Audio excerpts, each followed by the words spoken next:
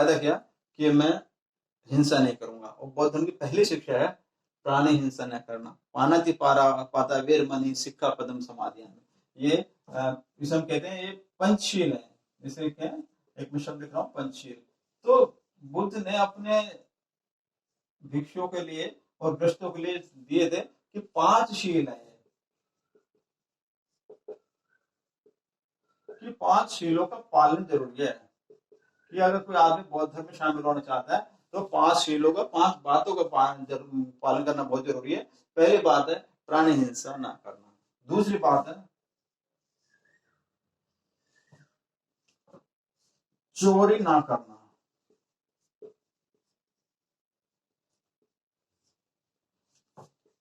जब आदमी चोरी नहीं करेगा इसका मतलब है दान देना। अगर हम चोरी नहीं कर रहे हैं तो हमारे मन में एक बात आएगी कि हम दान दें। तो अदिन दाना वीरमणि सिक्का पदम समाधियामि, ये दूसरी शिक्षा है। इसमें मतलब कि हमें किसी के द्वारा अगर कोई चीज हमें नहीं दी गई तो हम उसे ना लें, और किसी ने हमें दान में दिया तो हम उसे ले सकते हैं, किसी ने इच्छा से दिया, मन से दिया तो ले, लेकिन किसी चीज की जबरदस्ती चोरी ना करें। और हम चोरी करेंगे तो हमारा शील का भंग होगा। वो एक दूसरी शिक्षा थी। तीसरी थी झूठ, सत्य बोलना।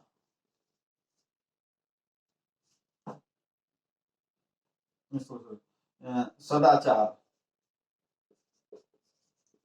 सदाचार या पवित्र जीवन जीना।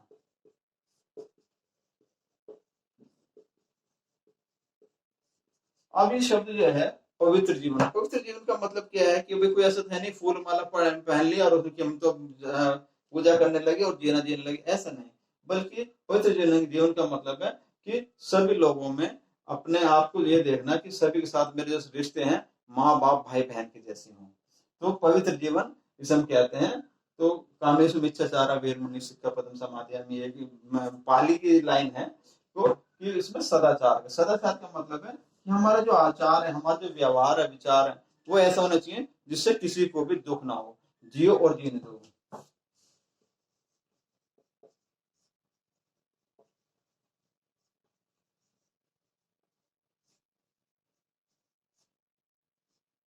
तो जियो और जीने दो, ये थ्योरी पर हम काम चलते हैं कि सभी लोग जिए और कोई सभी अच्छे से रहें, कोई नुकसान किसी ना हो। सब झूठ न बोलना। जिसे हम कहें अगर आदमी झूठ नहीं बोलेगा क्या बोलेगा, सत्य बोलना। तो ये चौथा शील है, चौथी शिक्षा है, फोर्थ, कि भाई झूठ ना बोलना, ये सत्य का पालन करना, सत्य बोलना। ये और एक सत्य, शराब व अन्य नशीली वस्तुओं का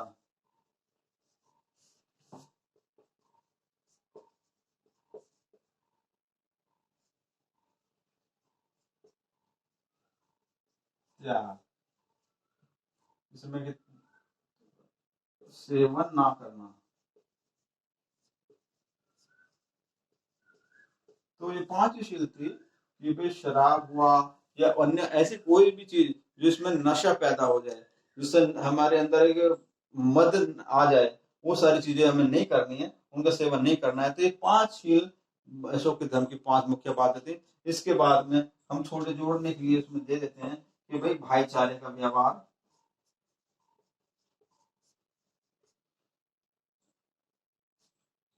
समानता का व्यवहार,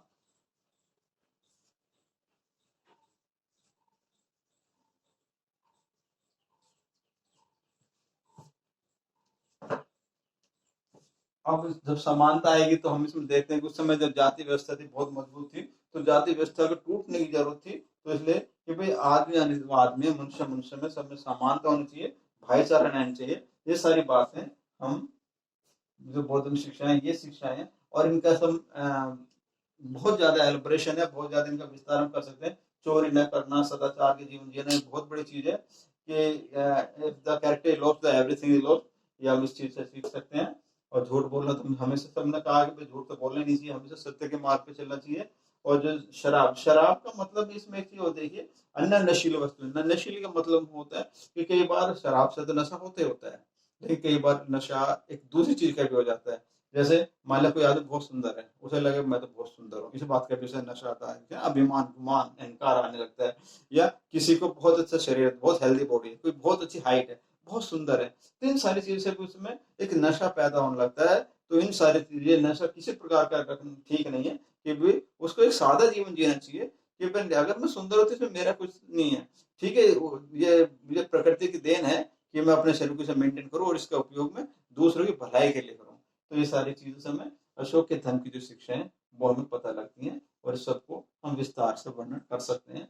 ये क्योंकि मैंने पॉइंट्स लिखे हैं, इनका विस्तार से वर्णन करना आपका काम है। आप इन्हें किताब से और ज्यादा पढ़ा, और जितना ज्यादा पढ़ेंगे आपको बार बार अपने अध्यापक चर्चा करेंगे, तो उनमें और ज्यादा बातें आप लिख सकते हैं, बहुत ज्यादा बातें आप समझ सकते हैं, और उनके एक अच्छे से काम में इसका इस्तेमाल करें। क्योंकि ये मान के ना चले कि हम केवल एग्जाम पास करने के लिए सारी चीजें देख रहे हैं, हम एग्जाम के बाद में भी, जब 12th कर लेंगे, 12th के बाद में भी अगर हम हिस्ट्री सब्जेक्ट को करते हैं, किसी कंपटीशन में जाते हैं, तो हमें हिस्ट्री को पढ़ना ही पड़ेगा। हिस्ट्री के बगैर हमारा कोई कंपटीशन पूरा नहीं होता है। और हिस्ट्री में भी ये जो पीरियड है एंशिएंट वाला, एंशिएंट पीरियड बहुत मजबूत है, उसमें हमें बहुत चीजें सीखने को मिलेंगी, पढ़ने को मिलेंगी। तो एंशिएंट और मिडिवल हिस्ट्री में हमारा बहुत सारा जनरलॉजी वाली बातें छिपी हैं, ये सारी बातें इसमें रखेंगे। इसी को अब थोड़ा सा इसमें दो तीन बातें हैं जिनको मैं और इसको मैं चाह रहा हूँ कि समाप्त कर लूं।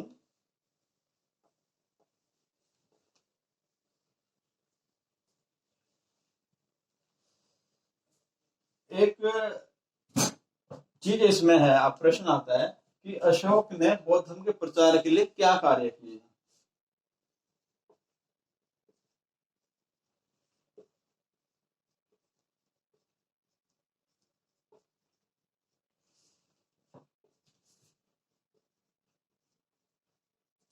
क्या कार्य किए, तो अब हम देखें तो अशोक ने धर्म के प्रचार के लिए बहुत सारे काम किए थे अपने। उसने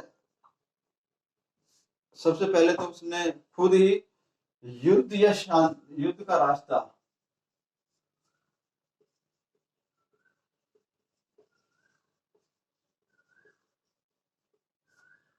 छोड़ दिया। अब उसने कसम खाई कि मैं जीवन में कभी युद्ध नहीं करूंगा। तो ये बहुत बड़ा कदम था शांति बनाने के लिए, ये धर्म के प्रचार। दूसरी बात थी, अशोक ने अपने शासन काल में जो बुद्ध बुद्ध के स्तूप व विहार, ऐसा इसमें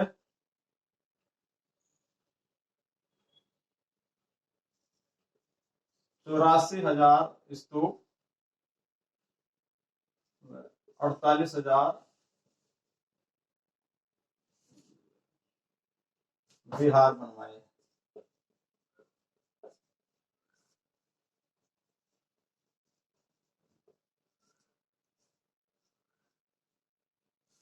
इनका निर्माण करवाया धर्म के प्रचार के लिए। धर्म प्रचार के लिए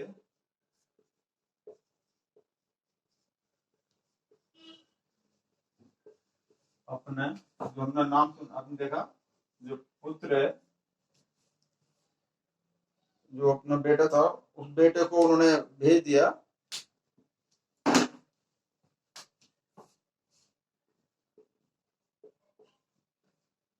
बेटा कौन था? महेंद्र। और बेटी थी संमित्रा।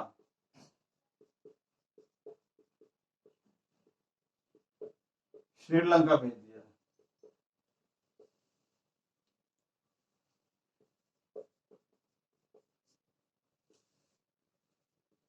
अन्य अनेक बौद्ध विद्वान और भिक्षु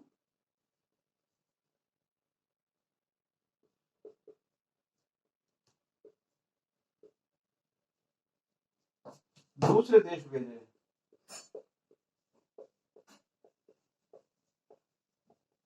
प्रचार के लिए।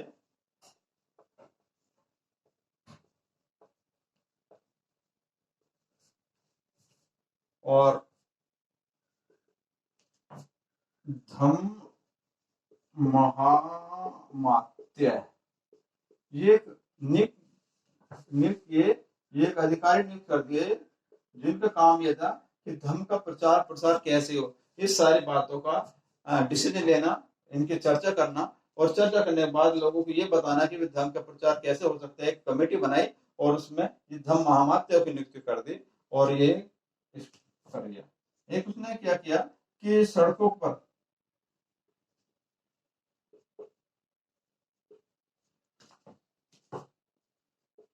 छायादार वृक्ष, कुएं, सराय,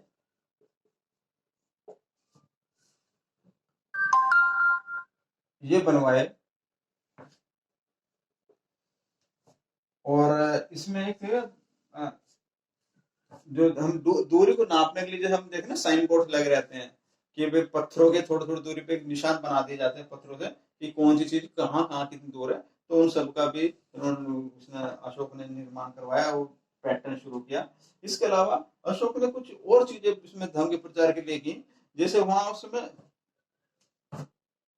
पक्षियों के लिए होता है पक्षी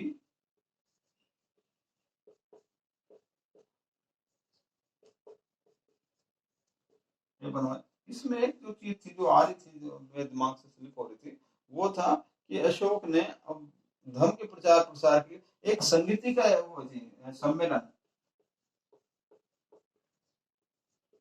जिसे हम कहते हैं संगीति का आयोजन कराया। आयोजन का मतलब है कि उस समय बुद्ध के समय के बाद जब उनकी मृत्यु हो गई तो अशोक ने एक समिति का निर्माण, पहले समिति अजातशत्रु ने शुरू की थी, अजातशत्रु के समय में हुई थी, फिर अशोक के काल में हुई। तो अशोक के काल में एक संगीतीय सम्मेलन आयोजित हुआ जिसमें बहुत सारे बौद्ध विद्वान और भिक्षु थे।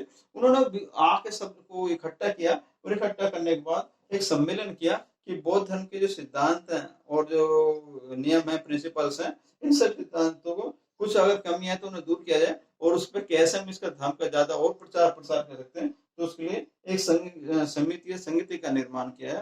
तो ये एक ही काम ये हुआ। इसके अलावा एक चीज तो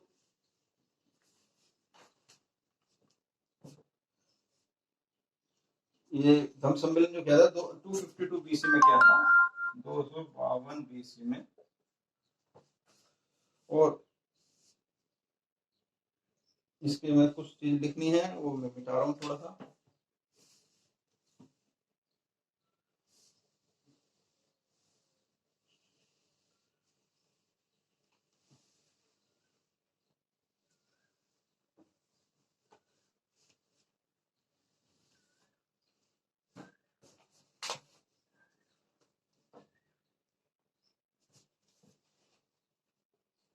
अशोक ने खुद राजा होकर भिक्षु का जीवन जीना शुरू कर दिया।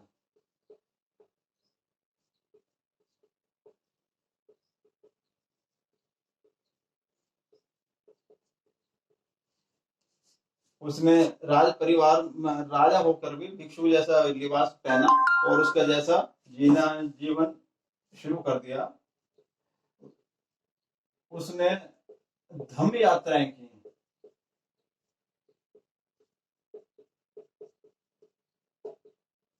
मतलब जो स्थान बुद्ध से संबंधित थे, जैसे उनका जन्म लुम्बिनी सारनाथ में ज्ञान प्राप्त हुआ। वो ज्यादातर समय राजगृह रहते थे, जिसे हम राजगीर भी कहते हैं।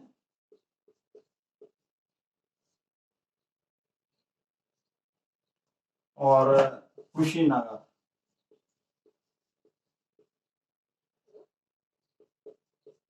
कुशीनारा जहाँ बुद्ध की मृत्यु हुई थी। इन सभी क्षेत्रों में उन्होंने खुद यात्रा की और खुद यात्रा करके धर्म का प्रचार प्रसार करने में काफी सहयोग किया। इसके अलावा उन्होंने बहुत सारे शिलालेख,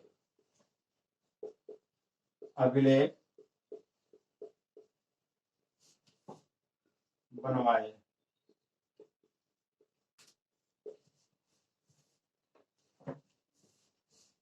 और उन पर बुद्ध के वचन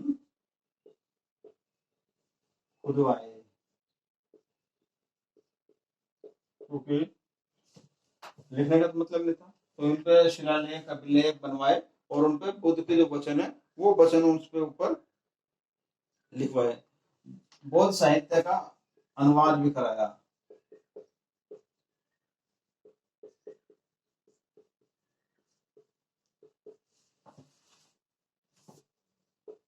अन्य देशी और विदेशी में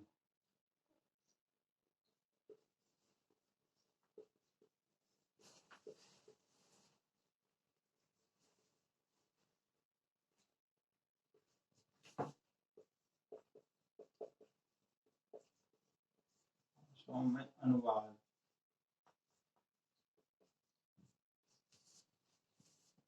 तो उस समय जो भिक्षु थे दूसरे देशों में जा रहे थे, तो वहां पर प्रचार करने जा रहे थे, तो उनके भाषाओं में बहुत साहित्य जो था उनका प्रचार प्रसार, उनका अनुवाद भी कराया। क्योंकि भारत में बहुत सारे भिक्षु विदेशों के लोग भी आके प्रचार रहते थे, तो वहां सारा काम किया उन्होंने। और इसके अलावा उन्होंने कुछ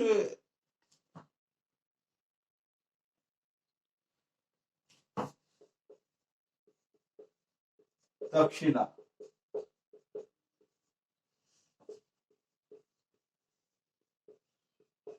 विशेष प्रोत्साहन दिया, क्योंकि तक्षशिला एक इंटरनेशनल यूनिवर्सिटी थी, एक विश्वविद्यालय था, और उस विश्वविद्यालय में उन्होंने तक्षशिला पर बौद्ध धर्म के जो प्रचार प्रसार के संबंधित और जो अन्य विषय हैं उनके प्रचार प्रसार के लिए, उनमें शिक्षकों की और बच्चों की देखभाल के लिए और बहुत सारा सहयोग किया। नई बिल्डिंग बनवाई, नए विद्यालय का जो ब्रांचेज है उसको बड़ा सब्जेक्ट एक्सपेंड किया, वो सारी उन्होंने की। इसके अलावा इन्होंने अपने जो धर्म प्रचार है, मैं तो बता रहा था कि दूसरे देशों में गया, तो चीन, जापान, सीरिया, मिस्र, इन देशों में भी उन्होंने धर्म प्रचार प्रसार किया। और बहुत सारी गतिविधियां इन्होंने अपने समय में, लोग क्या करते थे, नाटक वगैरह, नाटक, गीत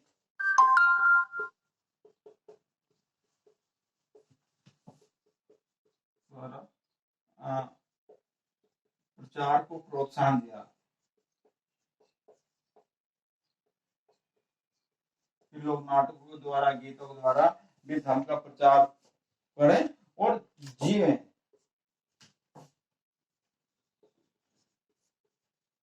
धर्म के अनुसार जीवन जिए। लेकिन इसने एक जो सबसे बड़ी चीज है कि दूसरे धर्म के प्रति भी वो उदार थे।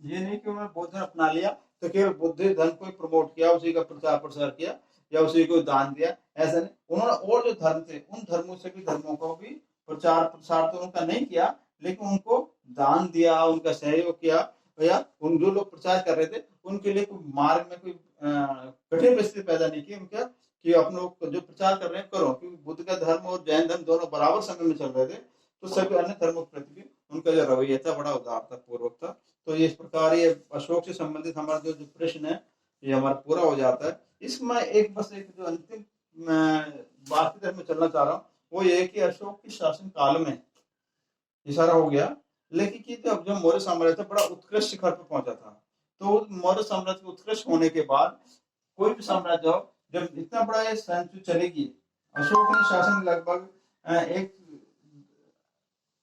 272 से शुरू किया, 232 बीसी में अशोक की डेथ हो जाती है। और अशोक की डेथ होने के बाद में ये जो शासन है मौर्य साम्राज्य, ये धीरे धीरे कमजोर पड़ता जाता है। और कमजोर पड़ने के बाद में एक समय आता आता है कि ये शासन 185 में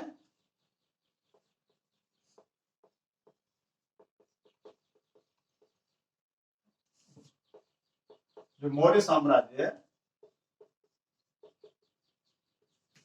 पतन हो जाता है इसका। जब मौर्य साम्राज्य का पतन हो गया, साम्राज्य समाप्त हो गया, तो निश्चित रूप से ऐसी कुछ विशेष घटनाएं रही होंगी जिनकी वजह से कोई साम्राज्य समाप्त हो जाए। तो सबसे पहले एक चीज ये होती है कि कोई भी साम्राज्य जो होता है, इसका पहचान समाप्त होने की पहला घटना हम ये मानते हैं कि जो साम्राज्य के प्राकृतिक नियम है,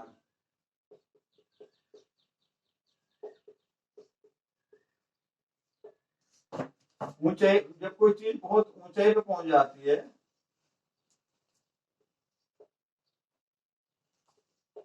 तो फिर वो गिरती है, ये मालूम है। क्योंकि जो जो उसका हाईएस्ट पीक पे पहुंच गई, तो हाईएस्ट पीक होने के बाद वो गिरेगी गिरेगी, उसका डाउनफॉल होने होना है। दूसरा था, जो अयोग्य उत्तराधिकारी होते हैं,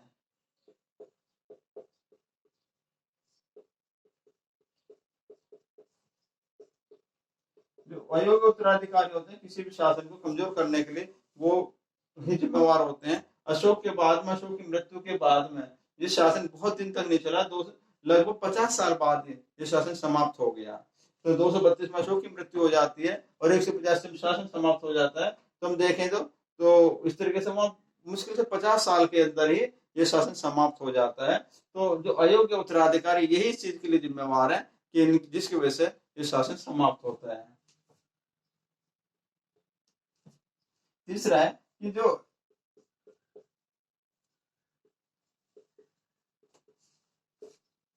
हिंदू धर्म का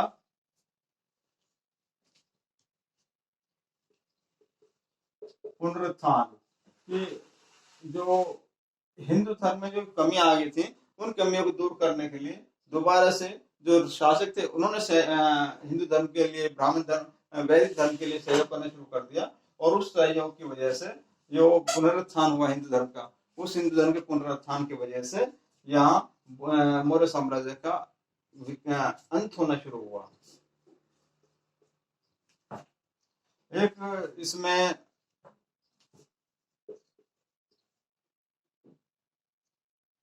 जो साम्राज्य था टूटना, जो मौर्य साम्राज्य था कि इसकी सीमाएं बहुत दूर तक फैली थी और इतना बड़ा साम्राज्य हो गया था कि उसे योग्य उत्तराधिकारी नहीं होने की वजह से वो साम्राज्य धीरे धीरे टूटने लगा। और अनेक जगह जो वहां के उस समय के जो उत्तराधिकारी नियुक्त किए गए थे, राजा के द्वारा जो लोग नियुक्त किए गए थे, उन लोगों ने अपने आप को स्वतंत्र डिक्लेयर कर दिया। और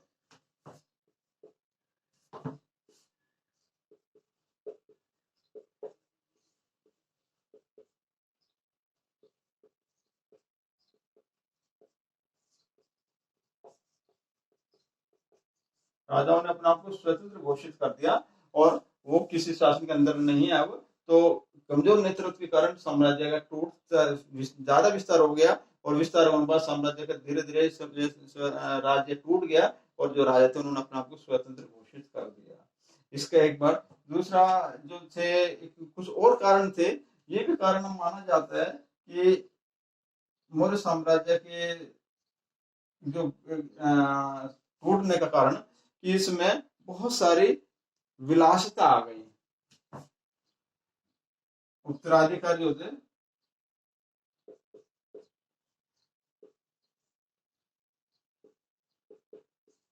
विलासी हो गए, ये विलासी हो गए, ये इन्होंने महल ये देखा ही नहीं और उनके खिलाफ बड़े षड्यंत्र रचे जाने लगे। और जब राजा विलासी हो गए, उनके खिलाफ षड्यंत्र रचे जाने लगे, तो निश्चित रूप से साम्राज्य तो टूटना ही था, इसका कोई दूसरा चारा बचा नहीं था। इसके अलावा कुछ चीजें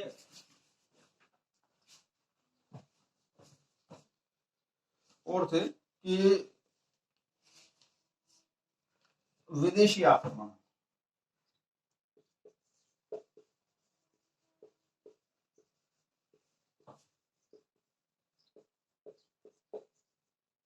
मौर्य साम्राज्य के ऊपर उस समय भी यूनानी लोगों ने हमले करने शुरू कर दिए थे। तो जो हिंदी यूनानी शासक जो बने, उन्होंने बहुत सारा इसके ऊपर हमला शुरू कर दिया।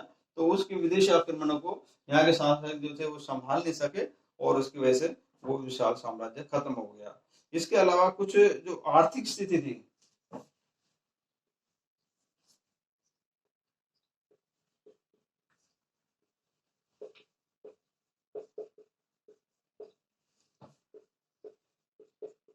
वो कमजोर पड़ गई, और कमजोर पड़ने से क्या हुआ, सैनिकों का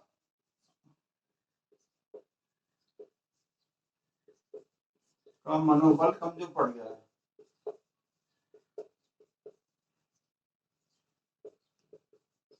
क्योंकि उनका जो वेतन था वो जो लगातार वेतन मिल रहा था, वो वेतन नहीं आया, और वो उनमें वो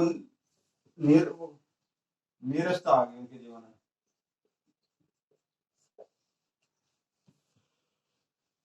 इसके अलावा कुछ जो साइंस में विश्व